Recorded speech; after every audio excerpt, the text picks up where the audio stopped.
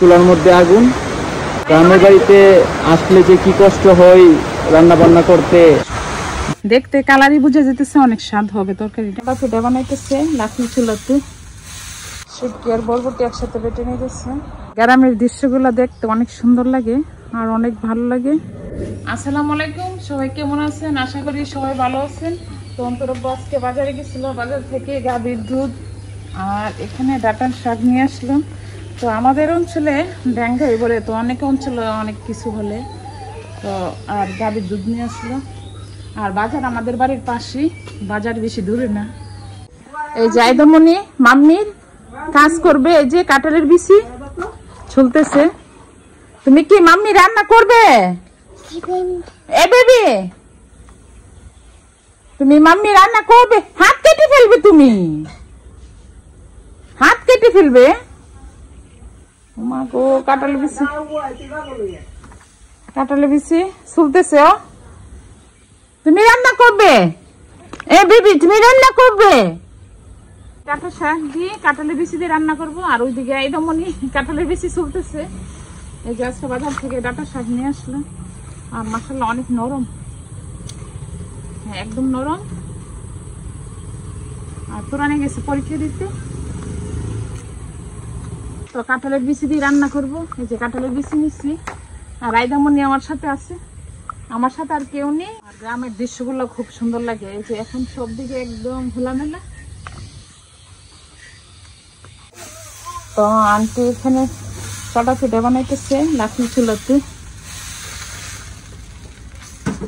আর অনেক অঞ্চলে বলে চাপটি পিঠা বলে, আর আমাদের অঞ্চলে চটা পিঠা বলে।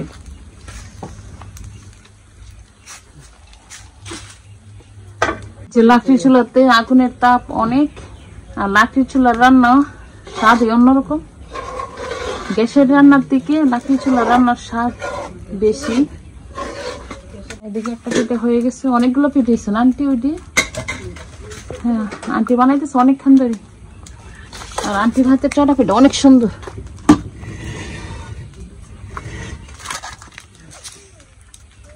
তো এখানে ফারজানের আম্মু লাকড়ি চুলাতে করতেছে ঘরের ভিতরে, আর আমি বাইরে রান্না করতেছি। তো এখানে বরবটি দিয়ে কি করবা? ভর্তা না? ভর্তা বানাবো, শুটকি দিয়ে ভর্তা। আর এখানে বরবটি, আর এখানে ভাজি বরবটি দিয়ে আলু, হ্যাঁ বরবটি দিয়ে আলু দিয়ে ভাজি করছে লাকড়ি চুলাতে। আর আমি করতেছি বাইরে রান্না। ফারজানের আম্মু আজকে বরবটির ভর্তা করতেছে এখানে। তো এখানে বরবটি টেলে নিচ্ছে, শুটকি টেলে নিচ্ছে। তো রসুনের পাতা, পেঁয়াজ আর এখানে মরিচ। তো এখানে বরবটি আর শুটকি একসাথে বেটে নিতেছে।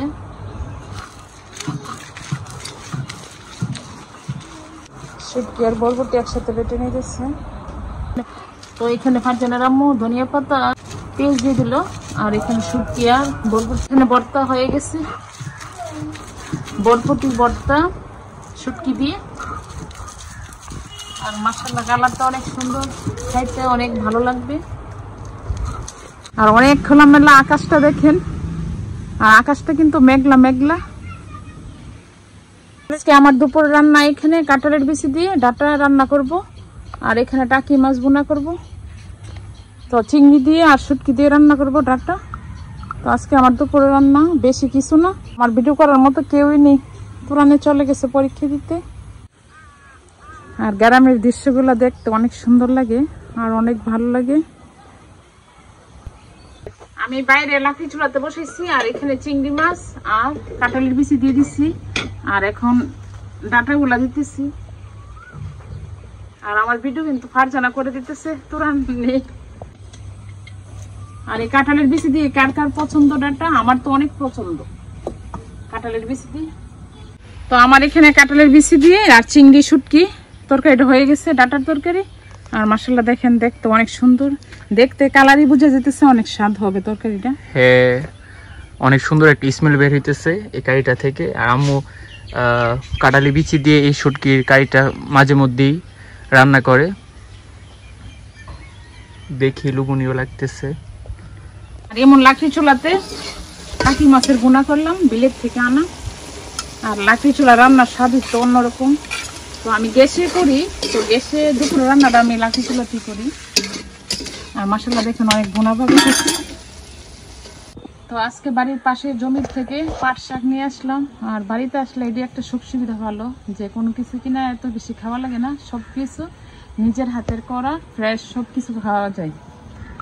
এই যে পাট শাক নিয়ে আসলাম, আজকে পাট শাক করবো আর শুটকি দিয়ে আর আলু দিয়ে রান্না করবো।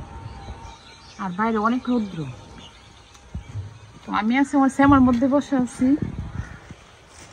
পাট শাক ভাজি করবো না? হ্যাঁ ভাজি করুন পাট শাক।